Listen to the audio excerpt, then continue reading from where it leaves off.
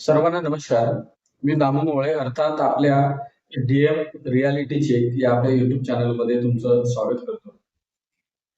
आज आपण 3 विषय घेणार आहोत. मुळात अत्यंत जिव्हाळ्याचा विषय पेसा भरतीच्या संदर्भामधला.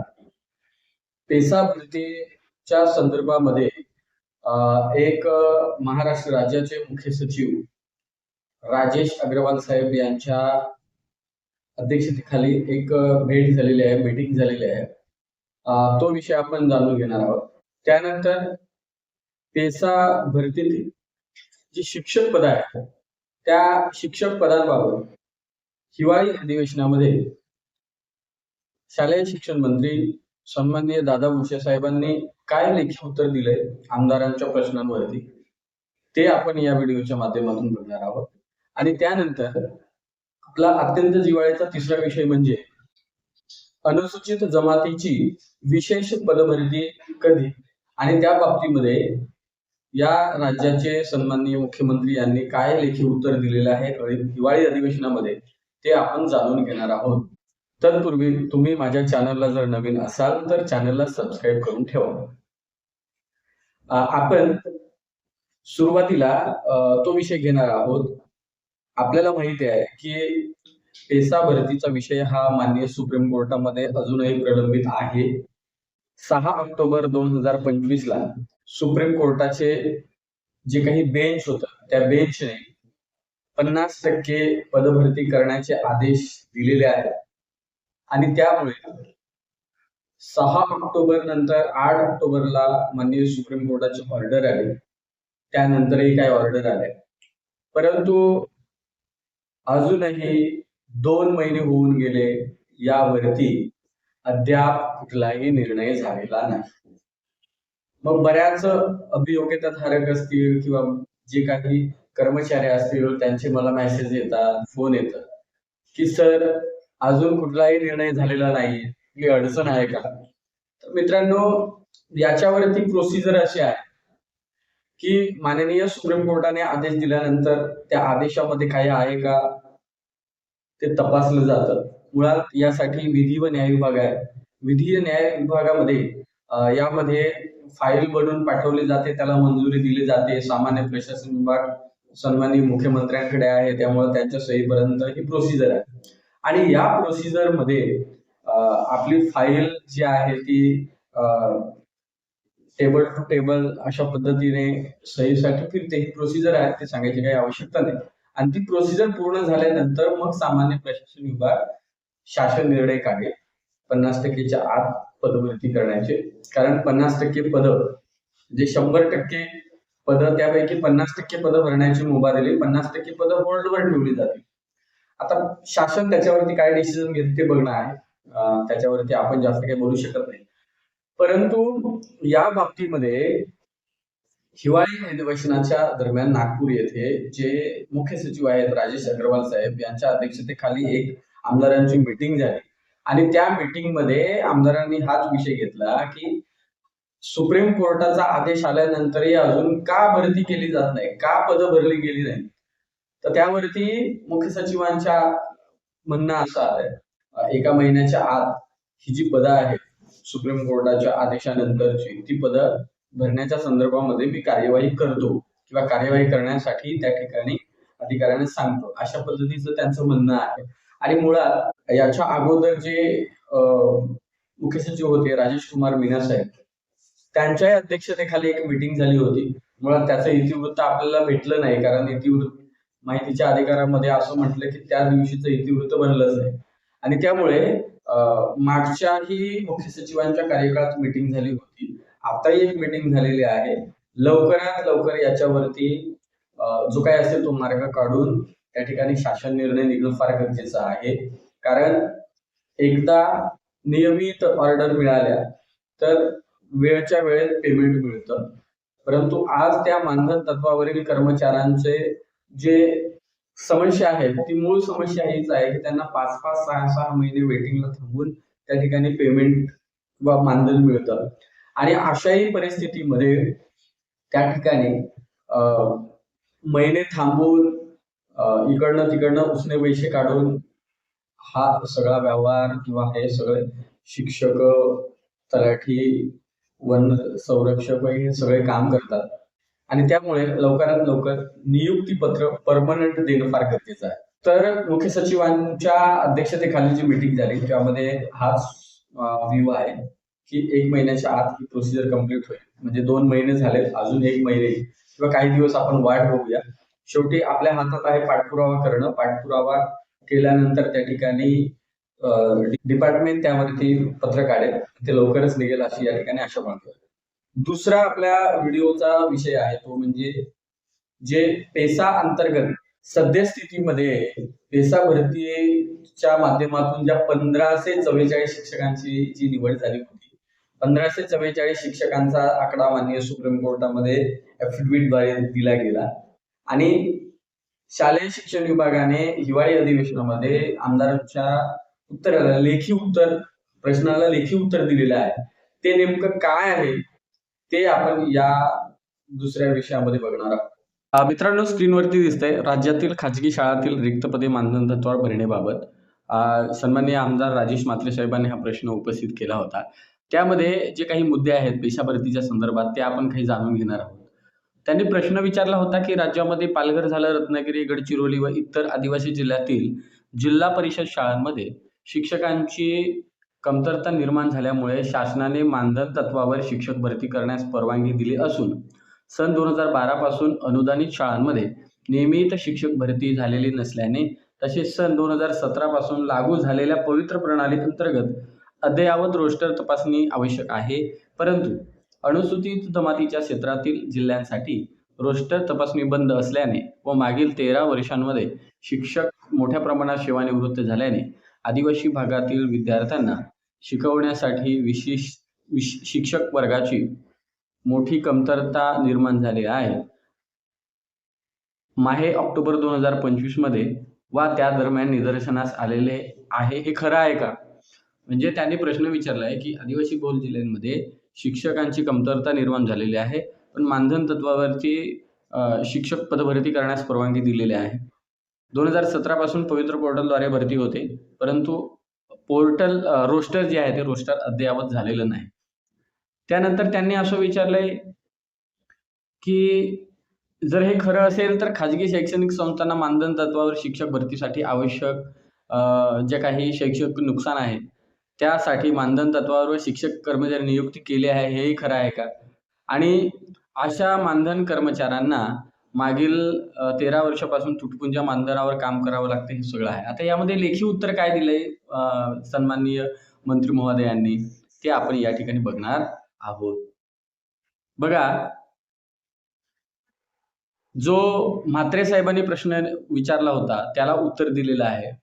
मंत्री महोदयांचं म्हणणं आहे की होय, अनुसूचित जमातीच्या पेशा क्षेत्रातील रिक्त शिक्षकांच्या पदाकरिता अर्हता प्राप्त उमेदवार तुलनेने कमी उपलब्ध होतात. शिक्षक अभियोग्यता व बुद्धिमत्ता चाचणी 2022 नुसार 1544 उमेदवार पात्र ठरलेले आहेत. म्हणजे 2022 ची जी शिक्षक अभियोग्यता आणि बुद्धिमत्ता चाचणी परीक्षा झाली होती त्यामध्ये पेशा क्षेत्रामध्ये फक्त 1544 शिक्षकांचीच निवड झालेली आहे आणि सध्या ती भरती प्रक्रिया सुप्रीम कोर्टामध्ये प्रलंबित आहे. त्यानंतर त्यांचं म्हणणं आहे की तथापि पेशा क्षेत्रातील आरक्षणाबाबत माननीय सर्वोच्च न्यायालयात विशेष अनुज्ञा याचिका 22/109/2023 दाखल असल्याने पेशा क्षेत्रातील 17 संवर्गातील पदभरतीच्या कार्यवाहीस सामान्य प्रशासन विभागाने स्थगिती दिली होती. जिल्हा परिषदांच्या शाळात रिक्त पदांची संख्या अधिक असल्याने विद्यार्थ्यांचे शैक्षणिक नुकसान होऊ नये म्हणून शिक्षक अभियोग्यता व बुद्धिमत्ता चाचणी परीक्षा 2022 नुसार पात्र 1544 उमेदवार. बऱ्याच वेळेस मला हे मुलं विचारतात की 1544 हा आकडा आला कुठून? 1544 आकडा हा त्या जिल्हा परिषदांमध्ये 13 ऑक्टोबर 2023 ला जी भरती प्रक्रिया सुप्रीम कोर्टाच्या आदेशानंतर थांबली त्यावेळेस ज्यांची निवड झाली होती तो आकडा ज्यावेळेस सामान्य प्रशासन विभागाला सुप्रीम कोर्टामध्ये तात्पुरत्या परवानगीसाठी अर्ज करायचा होता त्यावेळेस प्रत्येक विभागातील म्हणजे 9 संवर्गाची जी पदभरती झाली त्यामध्ये शिक्षक संवर्गापैकी प्रत्येक जिल्हा परिषदेने त्यावेळेस कोणाची निवड केली होती त्या सर्व शिक्षकांची आकडेवारी त्या ठिकाणी आयुक्तांना पाठवली आणि आयुक्तांकडून तो विषय त्या ठिकाणी सामान्य प्रशासन विभागाकडून मग तो सुप्रीम कोर्टात सादर झाला.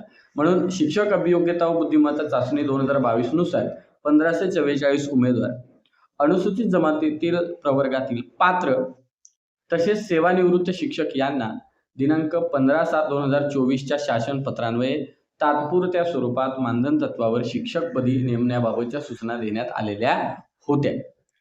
त्यानंतर राज्यातील SC-BCचं जे रिझर्वेशन आलं 2024ला, त्यामध्ये त्यांना 10% आरक्षण लागू झाल्यानंतर सामान्य प्रशासन विभागाच्या दिनांक 27/2/2024च्या शासन निर्णयामध्ये पेसा क्षेत्रातील बिंदू नामावली अद्ययावत करण्याबाबत स्पष्ट निकष नसल्यामुळे सुधारित आरक्षणासह बिंदू नामावली अद्ययावत करण्यास अडचणी निर्माण झाल्या होत्या. पण आता सामान्य प्रशासन विभागाने 29/7/2025ला एक शासन निर्णय काढला आणि त्या शासन निर्णयामध्ये 8 आदिवासी बहुल जिल्ह्यांसाठी सुधारित आरक्षण बिंदू नामावली रोस्टर निश्चित केलेला आहे आणि त्यानुसार आयुक्त शिक्षण जे आहेत महाराष्ट्र राज्य पुणे यांच्या मार्फत सर्व नियुक्ती प्राधिकारी यांना शिक्षक अभियोग्यता व बुद्धिमत्ता चाचणी 2025 नुसार पुढील पदभरतीसाठी बिंदू नामावली अद्ययावत करण्याबाबतच्या सूचना देण्यात आलेल्या आहेत. तुम्हाला मागेही बोललो होतो की त्यामध्ये 2025ची जी शिक्षक भरती होईल त्यासाठी ही बिंदू नामावली अत्यंत महत्त्वाची अशी आहे, कारण या 8 आदिवासी बहुल जिल्ह्यांमध्ये SC-BC रिझर्वेशन लागू झालेलं आहे. त्यानंतर हा अत्यंत महत्त्वाचा मुद्दा जो आलाय आता तो बघा की रीट याचिका क्रमांक 22/9/2023 म्हणजे पेसा भरतीची आता जी सध्या पेंडिंग केस आहे त्याचा हा क्रमांक आहे. या प्रकरणात माननीय सर्वोच्च न्यायालयाने दिनांक 6/10/2025 रोजी पारित केलेल्या अंतरिम आदेशानुसार पेसा क्षेत्रातील आरक्षित प्रवर्गाची 50% पदं भरण्यास परवानगी दिली आहे.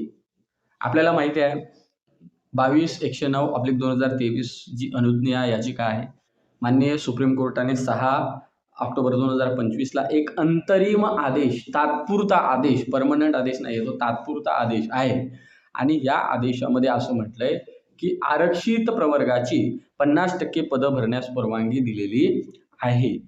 या आधारावर सामान्य प्रशासन विभागाने मार्गदर्शक सूचना निर्गमित केल्यानंतर जिल्हा परिषदांच्या शाळांसह खाजगी शाळांना या मर्यादेत पदभरती करता येईल. म्हणजे सामान्य प्रशासन विभागाने अजूनही त्यावरती सूचना निर्गमित केलेल्या नाहीत आणि त्यामुळे ही पदभरती सध्या थांबलेली आहे. आणि सामान्य प्रशासन विभाग मी मगाशी सांगितल्याप्रमाणे सामान्य प्रशासन विभाग विधी न्याय विभागाचं गाईडलाईन घेणार, त्यानंतर मुख्य सचिव, त्यानंतर त्या ठिकाणी मुख्यमंत्र्यांची सही होणार आणि मग सामान्य प्रशासन विभाग त्या ठिकाणी त्या शिक्षण आणि इतर विभागांना त्या ठिकाणी गाईडलाईन देईल. आता हा विषय जो आहे तो 2 महिन्यापासून पेंडिंग आहे. आता हे 3रा महिना सुरू झालेला आहे. अद्यापही सामान्य प्रशासन विभागाने कुठल्याही गाईडलाईन दिलेल्या नाहीत. जशा गाईडलाईन प्राप्त होतील त्यानुसार पेसा क्षेत्रातील पदभरती ही 50%च्या आत राहून होईल आणि हा अंतरिम आदेश आहे, हा अंतिम आदेश नाही. अंतिम आदेश येण्यासाठी माननीय सुप्रीम कोर्टामध्ये या केसच्या संदर्भामध्ये अजून सुनावण्या होत राहतील. अजूनही ऑनलाईन साईटवरती आपली पुढील सुनावणी ही प्रस्तावित दिसत नाही. त्यामुळे सद्यस्थितीमध्ये त्याच्यावरती हेअरिंग ज्या आहेत त्या थांबलेल्या आहेत. जशा त्या बाबतीमध्ये काही अपडेट येतील आपल्या या DM रियालिटी चेक या यूट्यूब चॅनलवरती तुम्हाला बघायला मिळतील. तर हा विषय होता पेसा भरतीच्या विषयाशी संदर्भामध्ये. त्यामध्ये 1544 शिक्षक, त्यानंतर 6 ऑक्टोबर 2025 आणि सध्या सामान्य प्रशासन विभागाच्या गाईडलाईन आलेल्या नाहीत. याचा अर्थ सामान्य प्रशासन विभाग 50% पदभरतीच्या बाबतीमध्ये त्या ठिकाणी एक शासन निर्णय काढेल आणि मार्गदर्शक सूचना त्या शिक्षण विभागाला देईल आणि शिक्षण विभागाने दिल्यानंतर शिक्षण विभाग त्या ठिकाणी जिल्हा परिषदांना तसे आदेश देतील आणि ते आदेश प्राप्त झाल्यानंतर 50% पदही भरली जातील, 50% पदही होल्डवरती ठेवली जातील. तर हा विषय पेसा भरतीच्या विषयाशी निगडीत होता. आपला सगळ्यांचा जिव्हाळ्याचा विषय म्हणजे राज्यातील शासकीय सेवेतील अनुसूचित जमातीची राखीव पदं जी आहेत ती पदं भरण्यासाठी विविध संघटना, आमदार महोदय हे पाठपुरावा करत आहेत.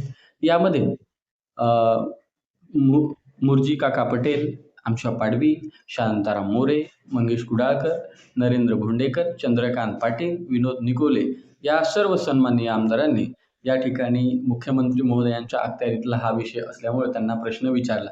प्रश्न हा होता की राज्यातील शासकीय सेवांमध्ये अनुसूचित जमातीसाठी राखीव असलेल्या पदांवर 12,500 व्यक्तींनी अनुसूचित जमातीचे बनावट प्रमाणपत्र सादर करून शासनाच्या विविध सेवांमध्ये नियुक्ती घेतल्याचे निदर्शनास आले आहे. हे खरं आहे का, असं त्या ठिकाणी विचारलं गेलंय.